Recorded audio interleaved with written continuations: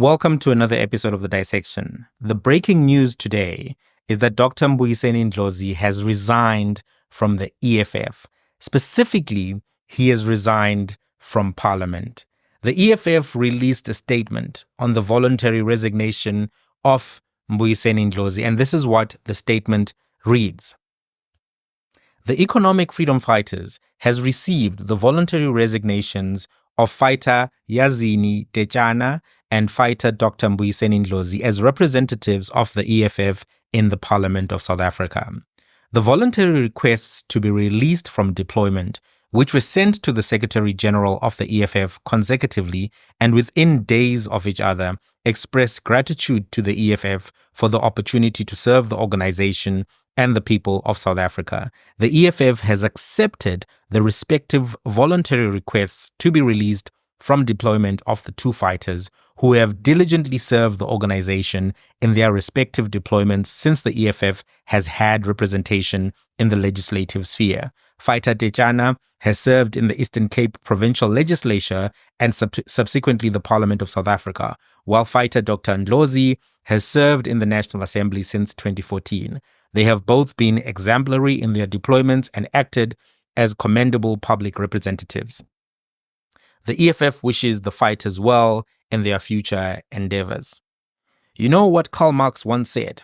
Karl Marx once said in his seminal book, Das Kapital, he said, South Africa is a movie. You never know what's going to happen from week to week. 1 week, you have this, and the next week you have that. And next week, we'll have forgotten what happened last week. I'm kidding. It wasn't Karl Marx who said that. It was Mcebo Dlamini. But this instance is another example of just how volatile the week can be. Because yesterday we get news that Jacob Zuma wants to be returned to the ANC. He's filing court papers. There's an episode coming up just about that. And then today, boom, in the morning, we get this news about Dr. Mbuyiseni Ndlozi and how he is leaving the EFF parliamentary benches. Then we're going to have on Saturday, the ANC having its January 8 event in Khayelitsha. It's a lot. You can see things are moving. But let's talk about this letter, this moment. The letter in and of itself is cordial and warm towards Dr. Ndlozi, right? And also fighter Techana. But really, I want to talk about Ndlozi. It's warm. It acknowledges his contribution to the organization. It doesn't seem as if it's confrontational, aggressive, or anything of that nature. It's a professional letter and it seems warm to him. Dr. Ndlozi himself has not distanced himself from the EFF. In fact, after the EFF National Policy Assembly, he seemed to be indicating that he's still a member of the EFF. But last year, the big conversation at the EFF NPA conference, alongside everything that was happening in the leadership contest, etc., was this conversation about Dr. Mbuyiseni Ndlozi. He was the elephant in the room. The discourse was everything that's happening, and then the side discourse was, where is Ndlozi? Why is he not at the conference, etc., etc. And there were some jabs at him from Julius Malema in what he said at the actual conference in one of his speeches, because he said, the silence of our friends is what we will remember in moments of attack, meaning and casting aspersions on the fact that when Floyd Shivambu and others departed in sequence in a moment where the EFF was viewed to be under attack, weak, collapsing, Dr. Mbuyiseni Ndlozi himself said nothing. Then also, the other thing that really created animus, distrust, was the rhetoric that Floyd Shivambu chose to use around and implying that Dr. Mbuyiseni Ndlozi was one of the people who he was working with to depart from the EFF to the MK party. One, he said that leaders in the EFF knew that he was leaving but did not tell Malema. Many people said, whoa, you didn't tell me that. You didn't tell me. I didn't know. And then he said later on SMWX that Mbuyiseni Ndlozi is his good friend for decades. They're very close and they are like a brother, right?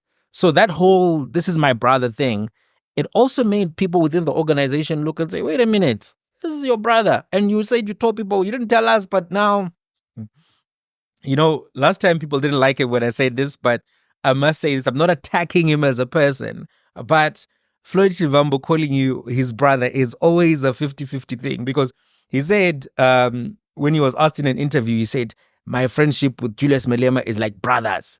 He said, we'll bury each other, whatever he said. And then he said, this thing, it's not just politics, it's brotherhood. And then Chigi, he was now saying, no, we can't have gangsterism, we can't have this and that. Now, then he later on said that Mbuyiseni Ndlozi is his brother. His brotherhood is very Cain and Abel. You never know where you stand in that type of situation. I'm just playing. I don't know these men personally. I don't know them like that. I'm just saying, on the record, being a brother to Floyd is always a tricky situation. So I want to discuss in the next part of this video the following things. Number one, whether this was inevitable. Number two, the contribution that Ndlozi made in the EFF. Number three, the contribution that he made in Parliament. Number four, the contribution that he made in the university spaces. Number five, the impact on the EFF going forward. And lastly, what scenarios does he have going forward after he resigns from the EFF? So what is the contribution that Mbuyiseni Ndlozi made in the EFF broadly? Number one, he was one of their strongest performers in that first 5 to 10 years, where they needed to have people in the media articulating their views, defending their positions, removing all of this narrative that they are proto-fascist, etc., etc. He was very strong in media interviews. He was strong in the debates on ENCA, Newsroom Africa. He was available and he did a good job articulating their position. He's somebody who brought in a black intellectual audience because of his academic credentials, because of his disposition, because of his articulation. Ndlozi is somebody who is very ambitious, somebody who is very incisive when he speaks and when he debates, but his demeanor is soft and his demeanor is kind. And as a result of that, when he says, "Fuck," it doesn't sound the same as if Floyd Shivambu says it or if Malema says it. So he took away some of the sharpness of the positionality of the EFF and made it digestible. Personality, demeanor is important in a politician, and he was able to provide a softer personality, a softer face for the EFF. And also, he was someone who was able to bring in that black intellectual audience because of his academic credentials, his PhD from Wits University. These things assisted people who are predominantly in the left, who have this discourse of the left, the Fanonian, Marxist, Leninist, the people who talk about, all of these authors, W. Du Bois and that kind of scholarship. They also felt that, okay, if this guy is willing to be in this organization and, advocate for this organization, maybe I will also come to that organization. It also had credentials coming from the ANC Youth League structures and bringing that robustness. So he definitely brought something to the EFF. He obviously also was opportunistic in that he was entrepreneurial. He saw that the EFF was coming up, that they had some vacancies or gaps early on in the early days of the EFF. He had relationships with Floyd Shivambu and all of these other people. And then he also joined in. So he benefited as well because his star also rose with the EFF. You wouldn't have known him if you were still within the ANC, because the ANC, it takes a long time to actually emerge at the top. And you may only emerge when you're now, minister so-and-so, and after you've played so many factional battles. So in 10 years, he also benefited, but he brought a lot to the EFF. He added some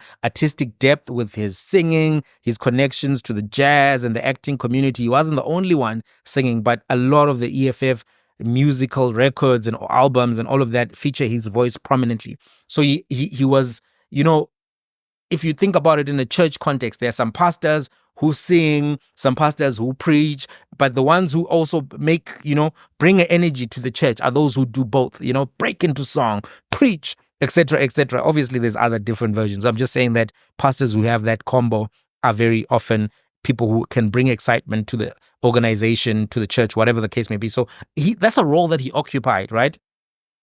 He also, behind the scenes, is somebody who was good at organizing on the ground. If you remember when Limpopo underperformed, Julius Malema sent him there. He was entrusted along with Leanne Matthews with the Gauteng 2024 campaign, where they did relatively well, looking at the numbers. So he brought a contribution to the EFF, and he may still be bringing that contribution going forward, right?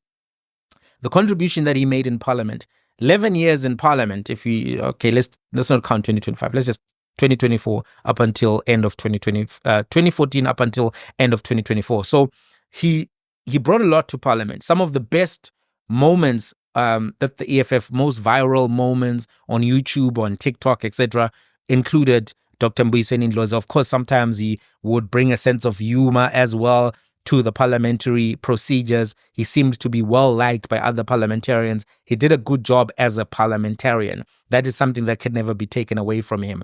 In the university spaces, the contribution there that he made is that he's somebody who appreciated and understood the value of the university spaces as, what can we call it, as a feeder for EFF leadership, EFF scholarship. And he was always willing to go to universities to campaign, to be the keynote speaker the day before the elections, etc. I follow student politics quite closely because I think it's one of the places where you can see what a different age group is thinking, the developments as they're playing out. I view it as, street corner hip hop. You go to those spaces and places and then you see who are the rappers coming up, so to speak, to use that kind of a metaphor. Now, he's somebody who cared about the university spaces, and I saw him multiple times at Wits before elections coming. Students loved him. They would show up in numbers. They would sing with him. EFF would do well. So he definitely made a contribution at that level as well, right? Was this actually surprising? I'm not sure that anybody is surprised by this. What is the impact that is going to happen going forward for the EFF? Nobody's really surprised because after the NPA thing, we were just all waiting for the other shoe to drop, especially because in as much as he still affirmed his EFF membership, he's not been making a lot of EFF content in between December and now, right? Some, but not so much. His TikTok, his Twitter, he's not really used his platform to really push for EFF that aggressively. So this was not so surprising as the other shoe dropping, as they say. What will be the impact on the EFF going forward? I do think that there are some people who will be disappointed by this. Parliament is opening in Feb, State of the Nation, then there are debates, etc., etc. There are some people who will miss this, miss him in particular in that role, participating in the party in that capacity. However, I think that a lot of people who are still within the EFF at this point have accepted the state of affairs as things stand. And they are viewing him also with the question mark, because a lot of people within the EFF are very, very frustrated by what Floyd Shivambu did and all of the things that happened late last year. And in as much as they like Ndlozi, they like him as a member of the EFF. They like him as somebody within the fold of the EFF. But to say that there'll be zero impact, I don't think that's true. Within the EFF, broadly, I think that there will be some in society who will look at the EFF with a little bit of a tougher eye and maybe less fondness. I think the fondness period, the honeymoon period, is definitely over for the EFF now, because some people were still waiting to see the EFF change, evolve, and then say, I'm going to join them if they kind of calm down and mature, etc., etc. One of the biggest debates I had with two journalists last year, who I respect and actually I think do good work, was around whether the EFF should go more soft or maintain their radical perspective and, tactics. It was one of the most interesting discussions. And a lot of those people within those spaces were actually saying, Ndlozi, I like Ndlozi, I like what he's contributing, etc. So while I think the EFF, core is going to accept this, expected this, and maybe even will be okay with this, it may be very well that the broader public may have more question marks about the EFF going forward. What are the scenarios for Dr. Ndlozi himself going forward in terms of after he has resigned from here? He's got a bunch of options, really. Academia is one of the options, right? He's got a PhD, 11 years in parliament, several years, writing as a commentator, speaking in media. There's a lot that he can do and offer a university program where he can lecture politics 101 or even other things such as international relations. He has the credentials, he has the qualification. A PhD from Wits is not a joke. He has that, right? So he can always go into academia. And it may very well be a good place for him to, survey the ground. The ground right now is not stable. The political environment in South Africa right now, if somebody tells you this is where things are going to be in 2027, 2029, they are smoking that good stuff, right? Because we have to really observe everything that plays out in the coming months. The ground is shifting. Ramaphosa is entering his twilight years, the lame dark years of his administration. He's already been in power since 2018. Zuma left in his 9th year. He's already approaching that 9th year. And as a president gets closer to being replaced, his authority within the grassroots of his own organization begins to diminish. People start to realign themselves to the people who are coming next. We've seen that already. The ANC is already showing that there are some divides that are playing out. We know that there's the MK in existence. We know EFF is in existence. DA is a player. You've got other entities as well. I saw a headline saying Rise Mzansi, Build One South Africa are going to try to work together, see what they can do. All of this is to say that the future is not certain and it's not right now very clear. And it may be worthwhile. Sometimes what did Jay-Z says, sometimes you got to step out of the grass so that you can see the snakes in the grass or something like that. I can't remember the lyric. All I'm trying to say is that the ground is not stable right now. It may be worthwhile and valuable to step back and then see what you can do. The other thing that he can do is public commentary, right? He can be SABC, ENCA, Newsroom Africa. He can do podcasts. He can do a variety of things. One of the things that's missing right now is his political voice, his political opinion. He is letting everyone speak about him and not speaking himself. And at some point, he has to speak. But if he stays away too long from the microphone, things could move in such a way that people may not be interested anymore because perceptions can crystallize even in the absence of your voice. So that's something that he can think about doing. There's a lot of places where you can do, interviews to test the ground. You can go to MacG, you can go to SMWX. Hey, you can even come here. I don't typically do interviews, but hey, come through, Dr. Ndlozi. Let's have a conversation if you want. So there are spaces where he can do that. He can join the MK party. I think it remains an alternative that he can join. But if he does join the MK party, I think that will really destroy his credibility. It'll look as if he was conspiring, that he was colluding, that he didn't have courage at some point to stand up for what he believed in, etc. So that I don't think that's his best option right now in terms of going with Floyd. I think actually if he goes there now, he'll be viewed as Floyd's, junior, etc., etc. Whereas he wants to really have his own credentials and stand in his own name. So I don't think that would be a great option for him.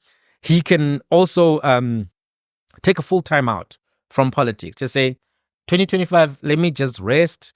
Let me, love my beautiful wife and let me just listen to jazz, chill out with Sol Penduga at Bryce, talk politics with my boys, and just enjoy being unattached, right? He can do that, and that may also be valuable. He can use that time to do something that I think could work in his favor. Write a book, right? I think writing a book is always something that is useful for politicians who are in the field or trying to control their narrative, articulate, tell your story from childhood all up until the point where you resign from the benches of the EFF, give a political philosophy of where you think things are going.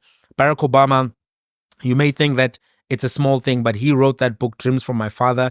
It was something that became seminal and actually helped people understand who he was and give him credibility.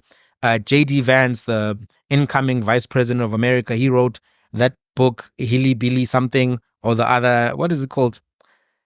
Hilly Billy Efilgi or something like that. But anyway, it was this far-right small town manifesto that was well received by people within the Republican Party, and it's something that helped push him above as a choice for running mate for Donald Trump. So a book can still be something very useful. From the book come other opportunities. And to be quite honest with you, a book in and of itself has limited reach. Right now, if you think about someone like Sizwe Mpofu-Walsh, Dr. Sizwe Mpofu-Walsh, let me put some respect on that man's name.